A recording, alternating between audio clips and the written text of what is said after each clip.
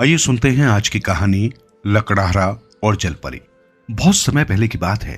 किसी गांव में एक लकड़हारा रहता था।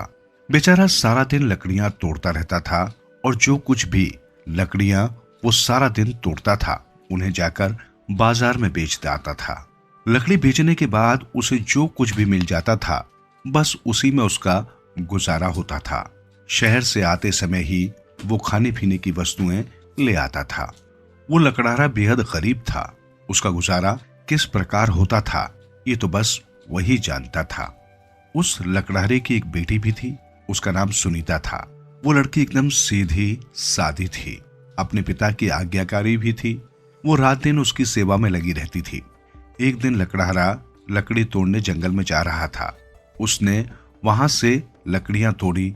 लकड़ी तोड़ते तोड़ते वो काफी थक चुका था। वो वहीं पास ही पेड़ के नीचे आराम करने के लिए बैठ गया।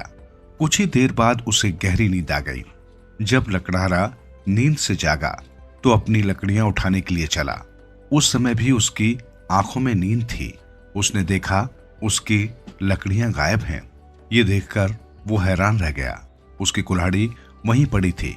उसने कुल्हाड़ी हाथ में उठा ली। लकड़हारा अपनी लकड़ियां ढूंढ रहा था मगर उसे कहीं भी लकड़ियां दिखाई नहीं दी। ढूंढते ढूंढते वो काफी थक चुका था। वो बड़ा निराश हो गया।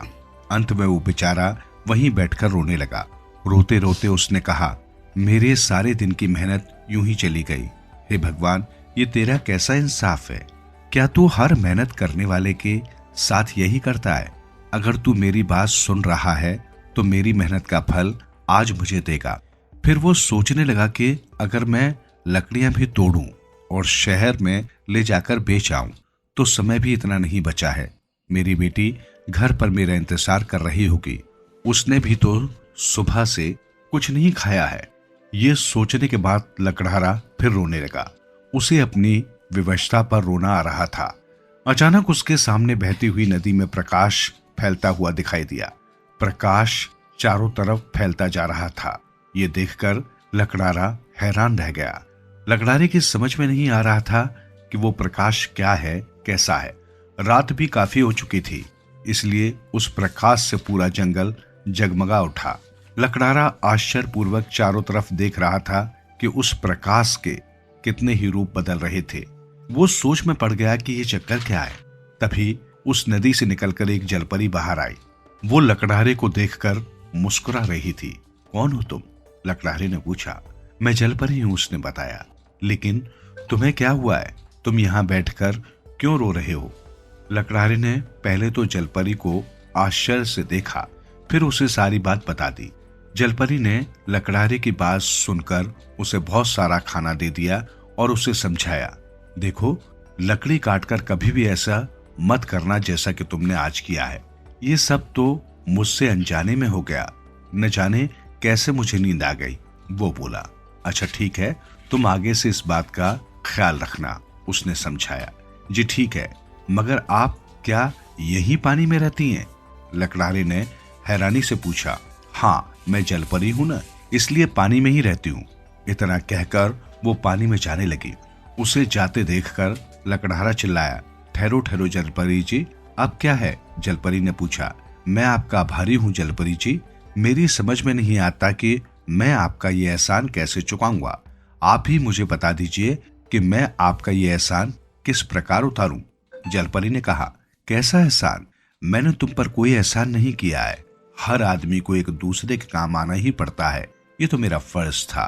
फिर लकड़हारा हाथ जोड़कर बोला, जलपरी जी, मैं जाने से पहले आपसे कुछ कहना चाहता हूँ।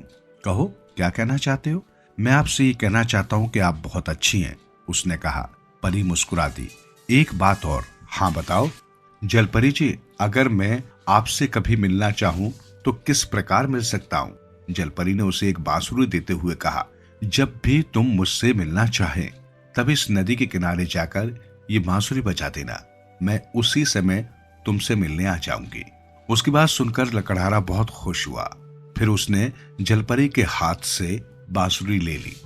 बांसुरी लेने के बाद जलपरी जल में चली गई। लकड़हारा वो बांसुरी लेकर अपने घर चला आया। घर आने के बाद उसने अपनी बेटी को पुकारा, सुनीता। अरे सुनीता बेटी, क्या बात है बापू? वो पास आते हुए बोली, ये देख बेटी, आज मैं तेरे खाने के लिए क्या लाया हूँ, जी भर के खा ले। लकड़हारे की बेटी इतना सारा खाना देखकर हैरान रह गई। उसने अपने पिता से पूछा, बाबू तुम इतना सारा खाना कहाँ से लाए? ये खाना तो बहुत अच्छा है। लकड़हारे ने उसे शुरू से अंत तक की पूरी बात बता दी। वो बहुत खुश था।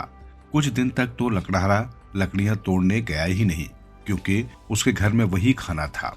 जब खाना खत्म हो गया तो लकड़हारे ने जंगल में जाने की तैयारी शुरू कर दी। लकड़हारे ने देखा कि जिस जगह जलपरी मिली थी वहां बहुत सारी लकड़ियां कटी रखी हैं। लकड़ियां देखकर वो हैरान रह गया। उसने समझ लिया था कि लकड़ियां जलपरी ने ही काट कर यहाँ रखी हैं, मगर फिर भी उसके मन में संदेह था। उसने जंगल में चारों तरफ दृष्टि दौड़ाई और फिर चिल्लाना शुरू कर दिया, अरे भाई कोई है यहाँ इस जंगल में?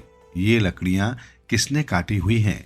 लकड़हारे को इस प्रकार चिल्लाते चिल्लाते काफी देर हो चुकी थी, मगर वहां कोई नहीं आया। जब वहां कोई नहीं आया तो उस लकड़हारे ने वो लकड़ियां वहां से समेटी और घर ले आया। अगले दिन सुबह सवेरे ही वो बाजार गया और उसने वो सारी लकड़ियां बेच डाली। लकड़ियां बेचकर वो काफी सारा सामान खरीद लाया था। कुछ दिनों बाद ही जब वो खाने पीने का सामान खत्म होने लगा तो लकड़हारे को फिर जंगल जाने की चिंता होने लगी। उसने अगले दिन जंगल जाने की तैयारी कर ली। जिस समय वो जंगल में पेड़ पर चढ़कर लकड़ियां काट रहा था, वहां उसकी कुल्हाड़ी हाथ से छूटकर नदी में जा गिरी। ये देखकर वो रोने लगा। उसके रोने की आवाज सुनकर जलपरी वहां आ गई। उसने आश्चर्य से पूछा, क्या बात है, तुम क्यों रो रहे हो? लकड़हारे ने बताया, मेरी कुल्हाड़ी इस नदी में गिर गई है। क्या तुम वो कुल्हाड़ी ढूंढ कर ला सकती हो? वरना तो मैं लकड़ियां कैसे काटूंगा। हाँ, वो बोली।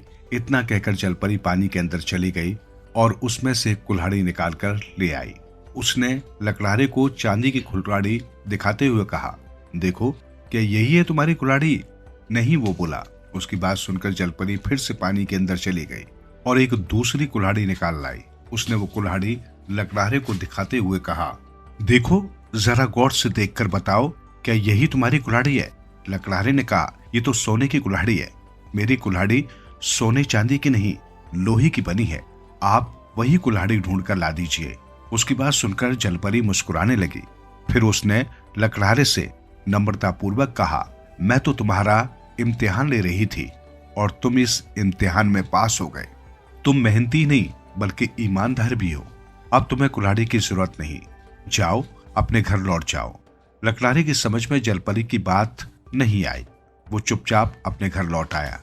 लकड़हारे ने देखा कि उसके घर की जगह एक खूबसूरत महल बन गया है और महल के बाहर दरवाजे पर 2 सिपाही चौकीदारी कर रहे थे। लकड़हारा जैसे ही अंदर गया, सारे सिपाही सिर झुकाकर खड़े हो गए।